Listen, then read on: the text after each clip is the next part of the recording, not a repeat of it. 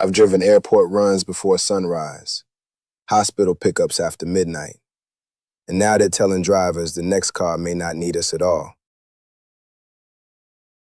If something happens inside this vehicle, who do I trust when nobody's there? This court will now examine who carries the cost when the driver disappears. Every day, millions step into a vehicle and trust a human behind the wheel. Judgment, awareness, instinct, the small decisions no machine has fully mastered. A glance in the mirror, a foot easing off the brake, a decision made in a fraction of a second. But what happens when that human disappears? And for the first time, the public is being asked to trust a vehicle with no human judgment inside. Today, AI Court examines a future no longer waiting in the distance. It is already arriving. All rise. AI Court is now in session. Presiding over this proceeding is the Honorable Fedora Judge. Good afternoon. Please be seated. Today, this court examines a question touching transportation, employment, safety, and public trust. Are autonomous vehicles truly ready to replace the human driver? Or is society accelerating toward a future it has not yet learned to control? The court now recognizes Val, our courtroom technology analyst, followed by Maya Grant, Public Interest Counsel. Two public witnesses will follow, rendering their testimony remotely. This court will hear facts, not marketing, not fear, and not promises mistaken for proof. Val, explain the technology to the court. Thank you, Your Honor. Autonomous vehicles rely on cameras, radar, LiDAR, mapping systems, and machine learning models working continuously in real time. In simple terms, the vehicle is constantly trying to think faster than danger appears. They interpret lanes, traffic signals, pedestrians, road movement, obstacles. They are designed to make driving decisions without the fatigue, distraction, or impairment that often affects human drivers. Supporters argue this could reduce collisions significantly. No texting, no drinking, no exhaustion behind the wheel, no road rage, but technology performs differently in controlled conditions than in human environments. Traffic does not behave like a laboratory. Construction shifts lanes overnight. Rain changes visibility. Drivers cut across lanes without warning. Children move unpredictably. The real question is not whether the machine can drive. It is whether the machine can understand human unpredictability. Maya Grant, proceed. Thank you, Your Honor. This is where public caution becomes necessary, because innovation is always introduced with confidence, efficiency, safety, progress. But when failure occurs, who carries it? Human driver error has a visible chain of accountability. Machine failure does not. Software engineer, fleet operator, manufacturer, regulator, the blame becomes a maze.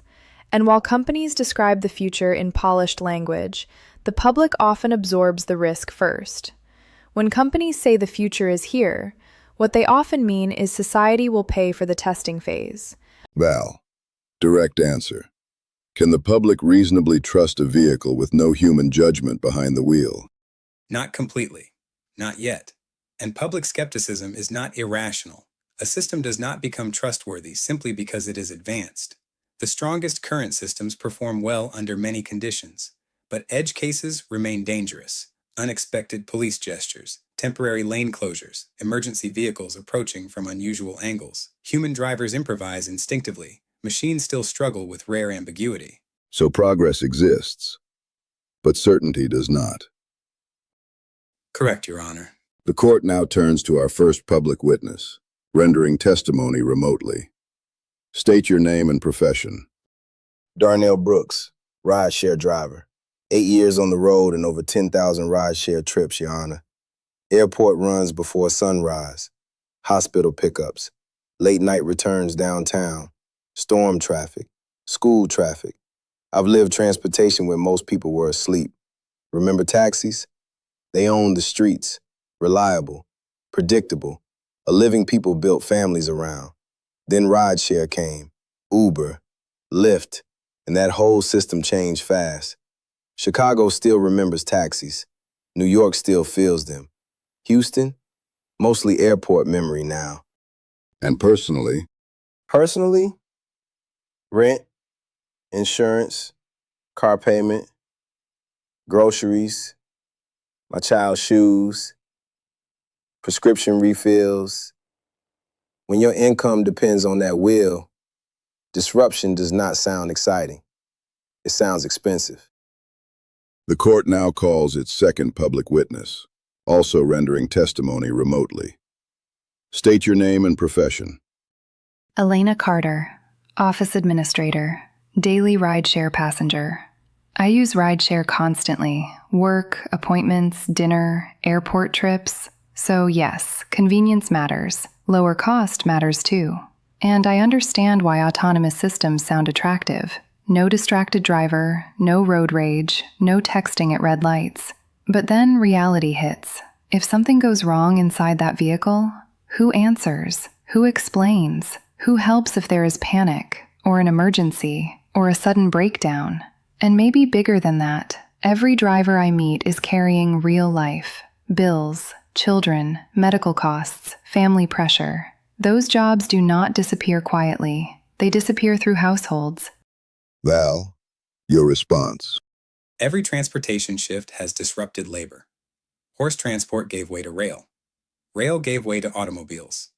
Technology always forces adjustment. But adjustment must be managed, because poorly managed innovation creates public backlash, and deservedly so. The first promise of automation is convenience. The last consequence is displacement. Resisting all progress solves nothing. Unchecked rollout solves even less. Worker protections must come first.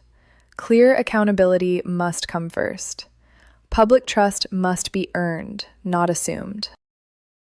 Agreed, but delaying entirely also delays safety gains. Human drivers still cause the overwhelming majority of crashes. And machines still fail without moral judgment. One at a time.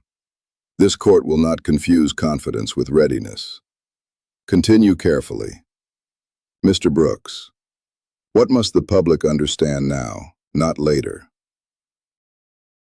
That these vehicles are not entering an empty economy. They are entering lives already under pressure. You are not replacing steering. You are replacing income. Ms. Carter, what must companies understand? That cheaper transportation sounds good, until the public begins asking who paid for that savings. And too often, it is the worker. This court has heard enough. Autonomous vehicles promise efficiency. They promise reduced error. They promise progress. But progress without responsibility is not progress. It is risk disguised as advancement. Machines may one day earn public confidence, but confidence must never arrive before accountability. Worker protection cannot be treated as optional. Public trust cannot be treated as automatic. And human labor cannot be discarded like yesterday's model. This court rules. Autonomous vehicles may claim the road, but never without consequence. The court so rules. Today, AI court examined roads already changing. The technology is moving. The investment is growing. The question is no longer whether autonomous vehicles are coming. The question is who absorbs the cost while they arrive. This session of AI Court is adjourned.